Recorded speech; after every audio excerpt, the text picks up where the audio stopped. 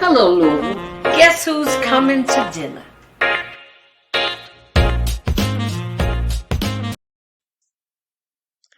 Hello, Louisville.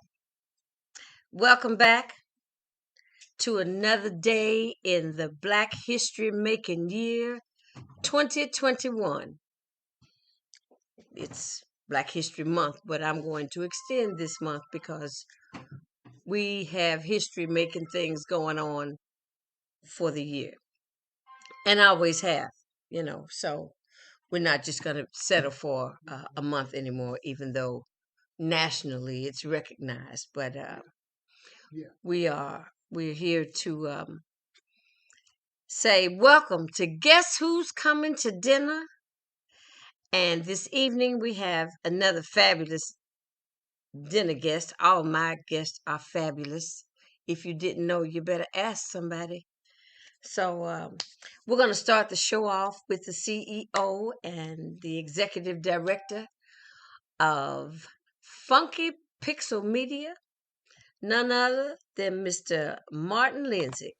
Hello, Martine. Good evening, Miss Janice. How are you? I'm wonderful. You didn't type your name up there. Your name's supposed to be typed in up there, but that's all right. That's all right. This is Martine LIndsey. Tell us about how did you get that name? How did you come up with Phunky Pixel Media?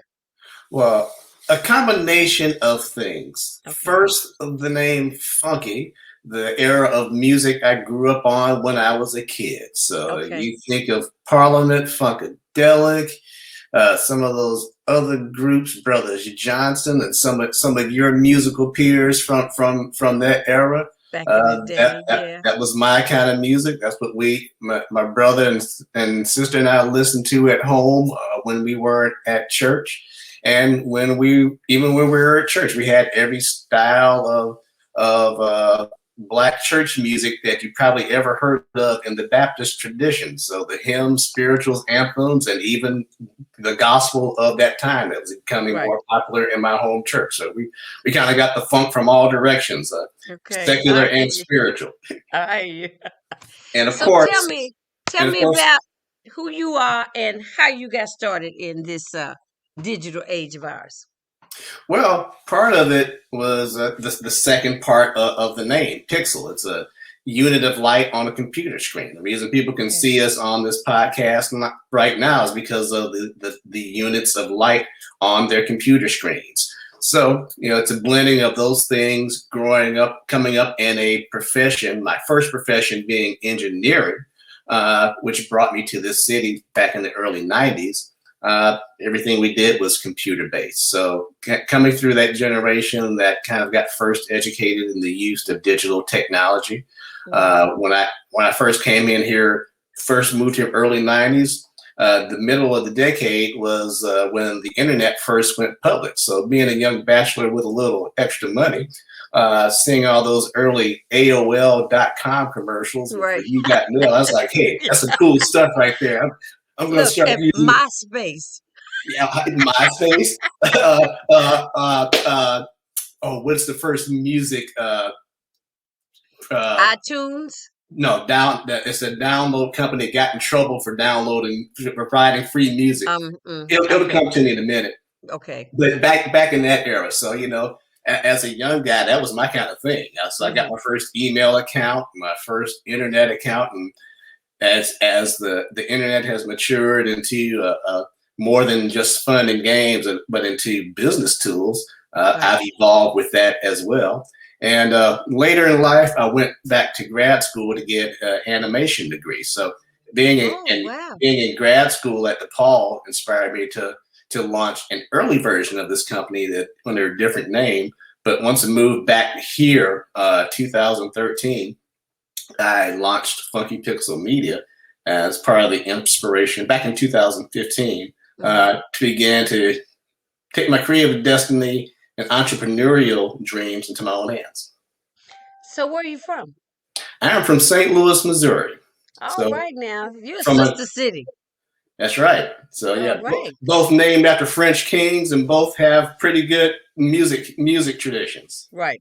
Exactly. So tell me how small businesses, how you can help small businesses with Phunky Pixel.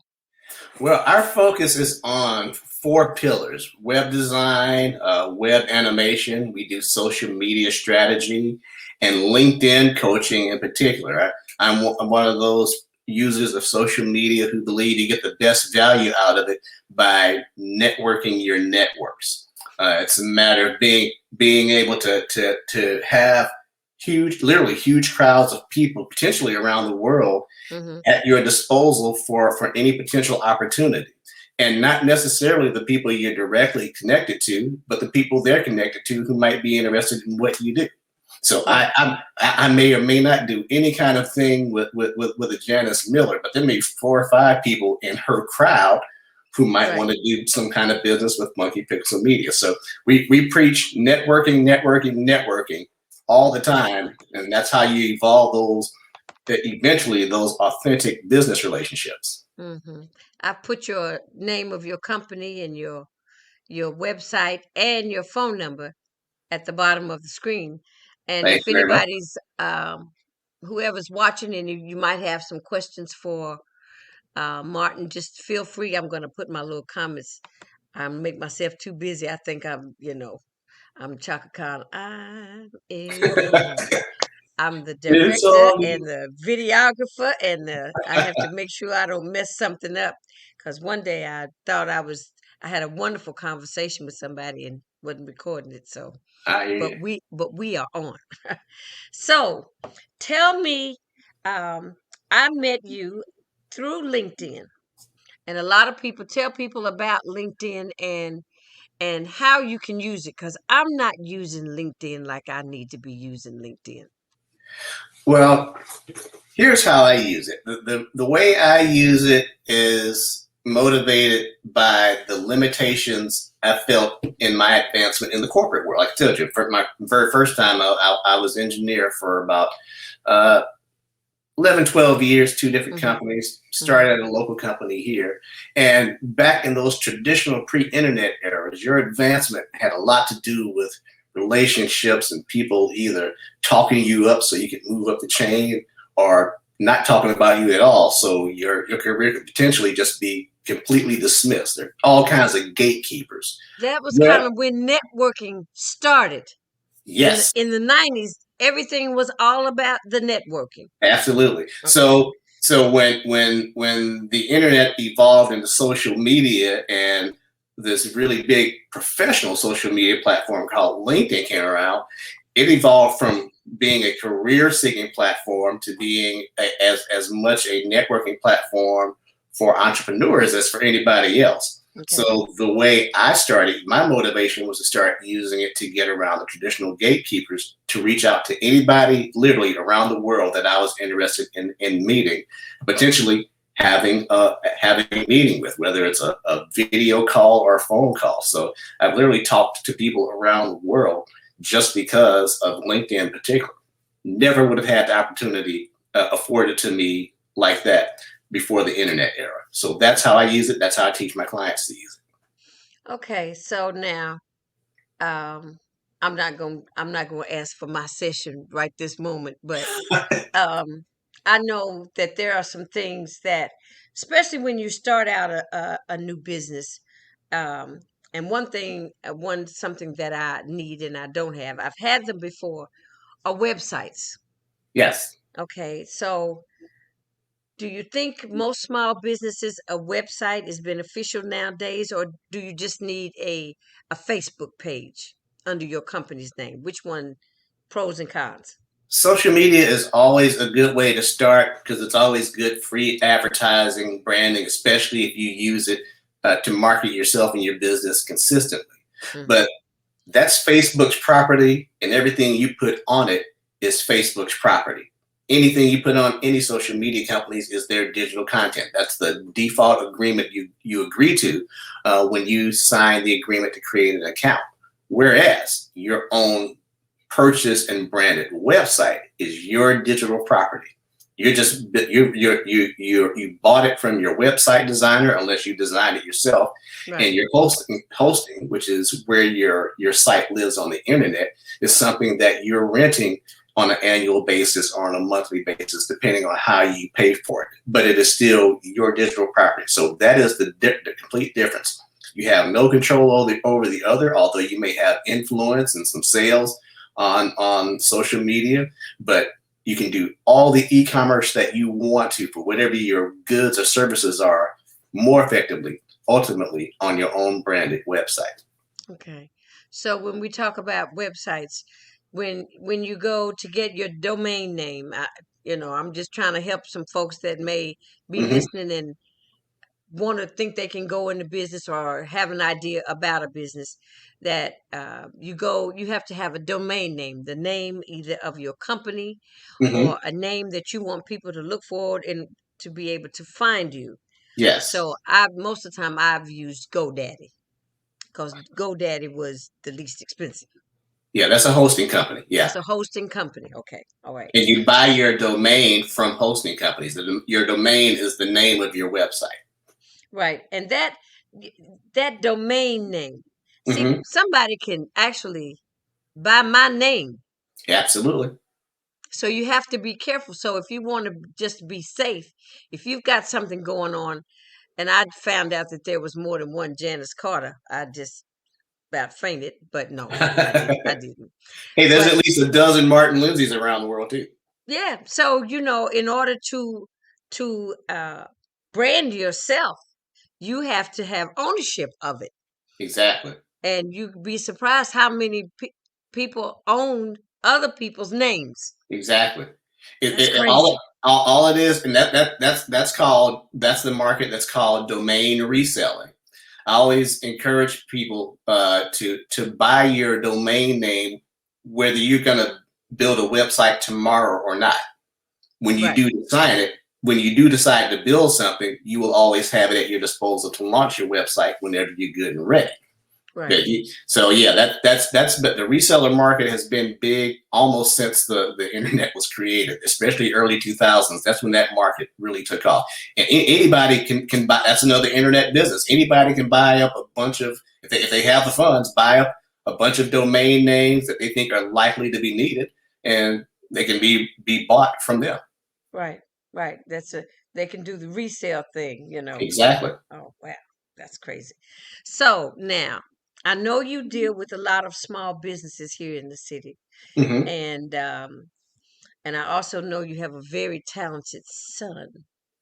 Yes, Yes, and why don't we and a talk very about? talented daughter too, if I may say. Well, come on, tell us about him. Tell about your son. I remember the first time. Look, I met Martin 2016, Okay. Yeah. and here we are today. And I met him on LinkedIn. And I don't use LinkedIn like I need to, but some kind of way we have stayed connected. Absolutely have. All right. So tell me about your son. Your son did some big things on Runway, Project Yeah. Runway. Yeah. When he was in high school, about 15 years old or so, it's probably about the year before you and I met. I think it was 2015. He was on Hmm. the first season of Project Runway Junior. So Project Runway Oh, was yeah. already a big fashion designer competition show. Right, Somebody gets eliminated each week and what have you. right, 2015, I believe it was, is when they launched the teenage version of the show. right. So my son, Zach LIndsey, was one of the 12 contestants, as I recall, on the show, and he made it almost about halfway through. Oh, So that that's wonderful. inspired him to keep on going, keep on going with pursuing his fashion career. He went to Manual High School. He was in the Youth Performing Arts School Magnet, Right. and was part of the magnet that did costume design, set design, and lighting. I need him. Yeah, a lot of people do. But and for the last 3 when he graduated high school, he went to New York to I was pursue. fixing to say, Lord have mercy, don't tell me he went to New York. Yeah, That's where he's supposed to go. so yeah, and His mother and I encourage him to, like, you're young. If you're going to do it, this is probably the opportunity and time Right. to do so. So he's been there 3 years. It's been a struggle for him, but he's been doing, before the pandemic hit, he was doing what mom and dad taught him to do, network and build some relationships. So he had internships in some of the well-known fashion houses up there, and learning how to live the bachelor life with bunches of roommates in that expensive city. But hey, tell me about it. I had 3 jobs when I lived in New York. Wow. Had to have 3 jobs. Wow. So that was just to pay rent. Forget the rest of it. Yeah. But that was just to pay the rent. So we'll talk about that when the show is over. I want you to stay on even when I go off. I want you to hang around and we'll talk about some of that. What is it that a small business, what is it that you can do for a small business? I mean, where would you start with a small business? I saw you had something to do with the little girl that had the soap. Well, that was a young lady who opened her own shop out on Frankfurt Avenue. So yeah, I share that's part of what I do. So my little bit to support Black businesses, especially kidpreneurs. I like that, kidpreneurs. Yeah, that's a phrase I got from Black Enterprise magazine years ago. When they have their annual entrepreneurship conference, they also have a kidpreneur conference. So so the adults can go to their thing and they can take their kids. The kids can learn about entrepreneurship at their level. So that's where I learned that phrase, was from the magazine. That's wonderful. That's wonderful. And another one of the things, couple of things, opportunities that COVID-19 afforded the company was 2 lines of businesses that we were not in originally. And one of them is youth entrepreneurship. So there's a local nonprofit called Play Cousins Collective, and they have it's a Black-owned nonprofit with families of all sorts with small children, and who either full-time or part-time use homeschooling as an educational resource for their children.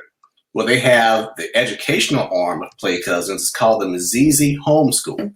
And they reached out to us and asked who might be able to, who we recommend to teach business classes to their students. We said, us. And so last semester, we taught our first Kidpreneur 101 class. And this semester, we're doing another of those. Ultimately, we hope by fall to have enough of those first semester kids collectively to make a 102 class and give them a boost forward in the growth of their companies. We also had the opportunity with that this past holiday season, they hired us to live stream their Kwanzaa celebration. Now this is Black Play Cousins. Play Cousins. Okay. Yes. That's who hired you. Okay. I got you now. So, those 2 things came along just within the 8 months or so that COVID has been ravaging the world, and small nonprofits like that have been trying to reconfigure how they're going to deliver their services. So we benefit. That's how we've been able to pivot and add services, because that's what the rest of the world is doing, like you're doing right here. I mean, these are things that everyone's doing, and we can provide almost any sort of digital service as a service to any client who needs us. And that's necessary, because a lot of times you don't see us in this arena, this portion of the technology. Everybody always thinks they have to go to a white company. Let me just say it, to a white company to get what they need.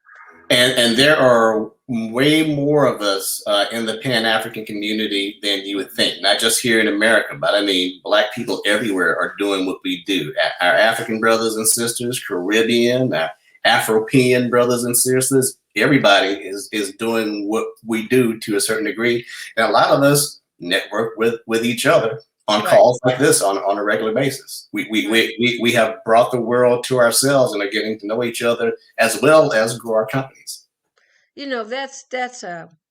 it's exciting, to It know is. that, what's going on right now. We think about COVID and we're homebound, but there's some excitement that's really going on in the creative.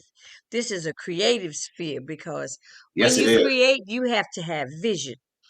And I Mm-hmm. write and produce musicals. That's why I said I need your son. And so, in order for someone to see your vision, that you have to find a way, um, like right now, just an example, I have to find a way because since they closed Las Vegas down now, I lived in Las Vegas for 35 years. They closed it down. So it'll be the last to open because it's entertainment and it's crowd based. Yeah. Okay. But all of the showrooms are closed. Imagine that. The Hmm. showrooms are closed. Well, I need a showroom for one of my productions. So I'm trying to be ready that when the doors open up, that I can be first in line and have my production at least on a visual um, presentation, like a trailer, Mm-hmm. something of that nature that I can show. This is what I have. These are the people that I've got lined up to work with me. This is how long it's going to take. This is how much money I need to make it happen. Yeah. So um that's those are the types of things that what you're doing is helps people's vision Absolutely. be exposed, right? Absolutely. Okay. Okay. I've got a couple of questions on here. Somebody wants to know. Okay, now I think this is a probably a technical question about starting a business. Um, I know we do DBAs, LLCs, corporate. Mm-hmm. I know I've had a subchapter S before. Okay. So, what out of those? The question here is, what components of your LLC is a must-have?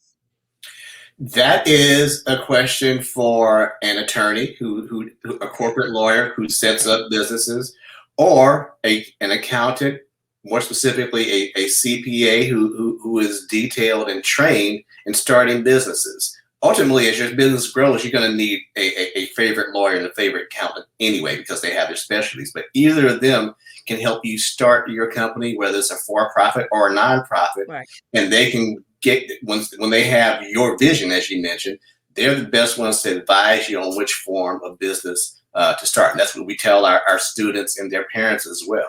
My company in particular, Phunky Pixel, started as an LLC. As it started out, my first business advisor was a guy who had a specialty in mergers and acquisitions, had an accounting background. So he said, I advise you to start out as an LLC. So everybody's story is different. So everybody's format of Right. business is going to be different. Right. Because my first company was called first it was Carter Kids Inc. Okay. because I had a lot of dealings. I was a boys and girls director in Okay. Las Vegas. So my thing was, if I wasn't singing, I was somewhere playing with some kids Gotcha. because my major is health and physical education. Oh, okay. So I was a PE teacher here in JCPS system for a couple of years before the entertainment bug bit me. The showbiz bug bit me. I hear you. So I've always done one of those two things. It's either I was singing or when I moved back home, I became a substitute teacher.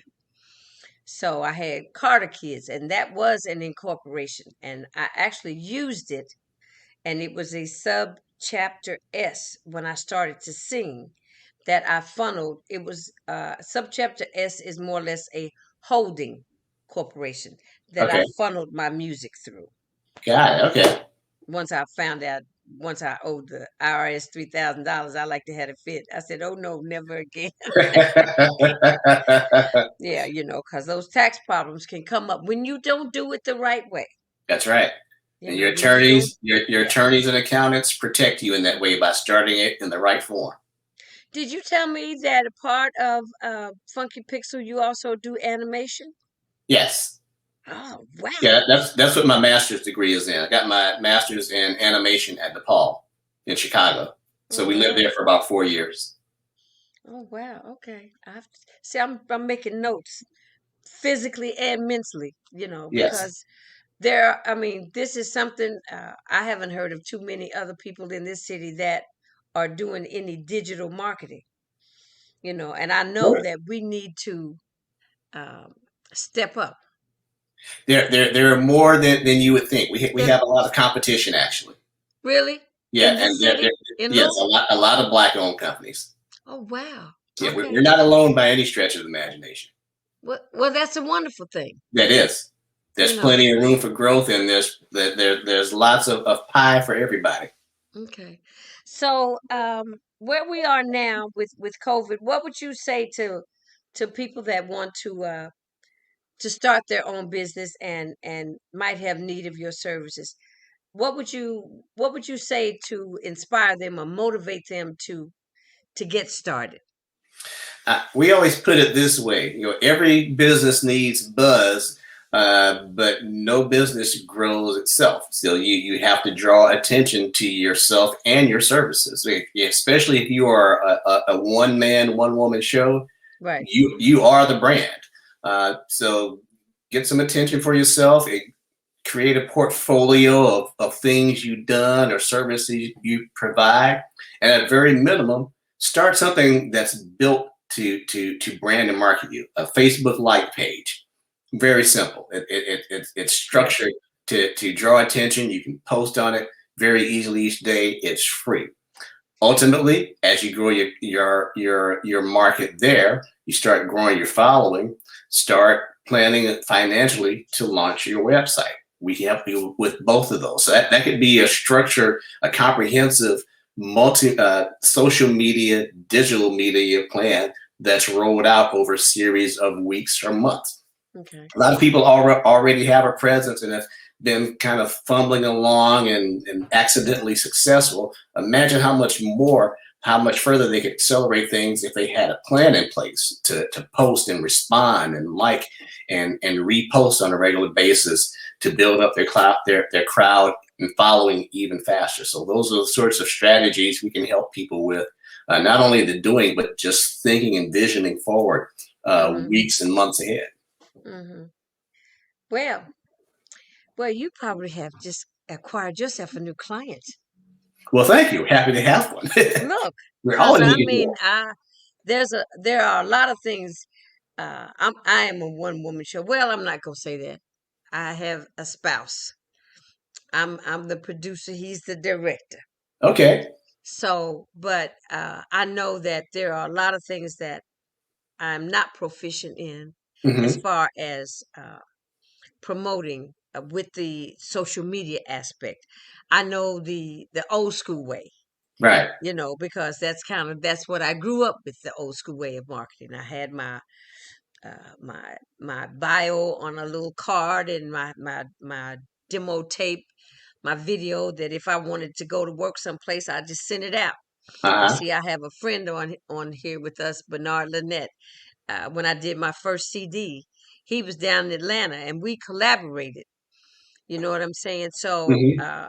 we used his audience and we used my audience Exactly. to do the things that we did, and it's important to network. Number one, you got Absolutely. to meet people, you got to make connections, and it's all social. Louisville is a very social city, Hmm. so when we open back up, networking and connecting with folks is monumental to what you do if you want to start a business, And right? I'll also say this: that those traditional physical media that you mentioned are also still important when you're in person with people, because still people like to touch and feel Right. and have something to take home with them. They'll kind of sort of remember a conversation, but they will absolutely remember a bio card or a very clever business card that Right. looks unlike anything else, or any other little trinket that's branded with you or your organization.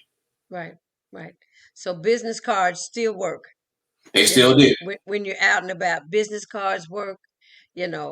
People in the music industry, the demos, the CDs, the mixtapes, whatever it is, the videos really work nowadays. YouTube is a fabulous medium for that. Absolutely. And you can have your own samples and snippets of your own music on your own branded website again. Again, That's right. yeah, because I'm seeing that I've got my stuff everywhere, but I need it at its own. It needs its own home. Yes. Everything that I do needs its own home base. Okay, so I need to start branding myself in a much better light. Yes, we can Okay. help you concentrate all that. All right. All right. Well, Martin, thank you so much. Thank you. This was This fun. is yeah, this is I want to give people information, and I want to give information that's uplifting, especially to our small business community here in the city, because I know a lot of folks are struggling. Hmm. And sometimes they don't know where to go find information, or they don't have anyone that they have access to tell them how to do the things that they might need to do. And if you see at the bottom of the screen, there's a little ticker tape says Funky Pixel Media. It gives his website address and his phone number. That's Mr. Martin LIndsey. And on that note, Martin, I want to say thank you for coming to dinner. Sorry, darling. Thank you for Sorry that having we didn't have any food. us. And one day we'll do it in person, of course.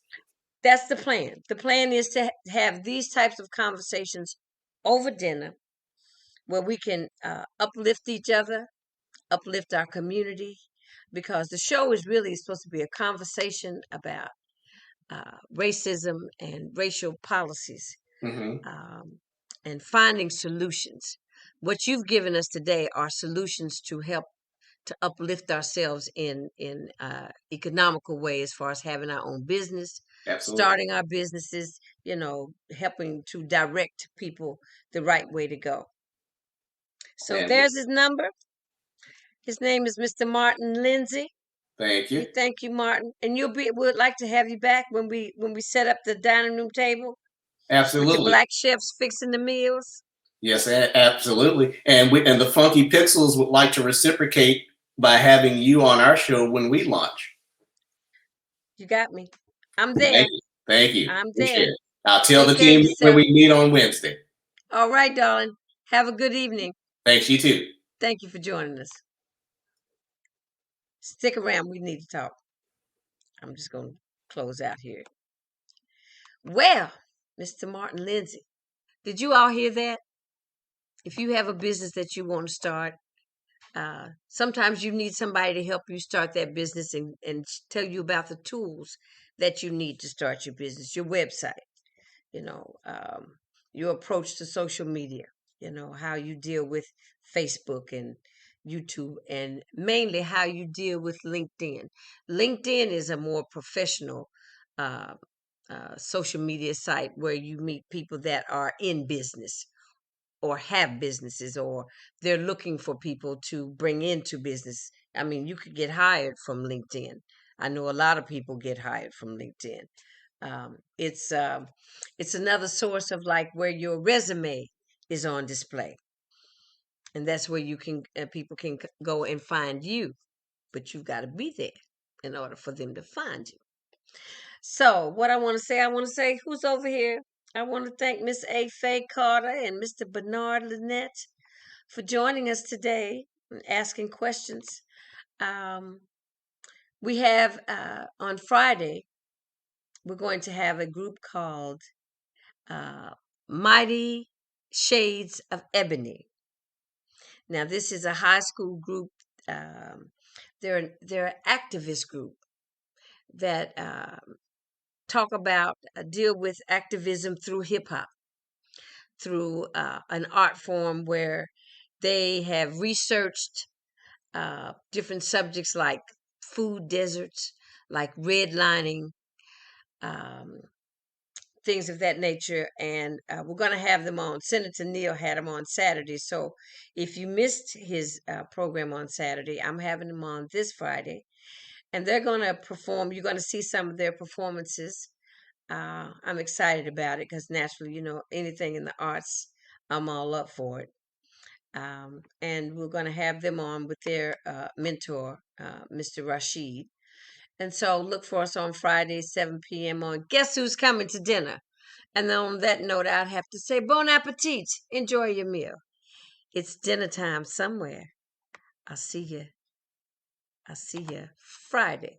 I got all this stuff up here, so y'all got to wait a minute so I can make it all work. See you next time. Take care.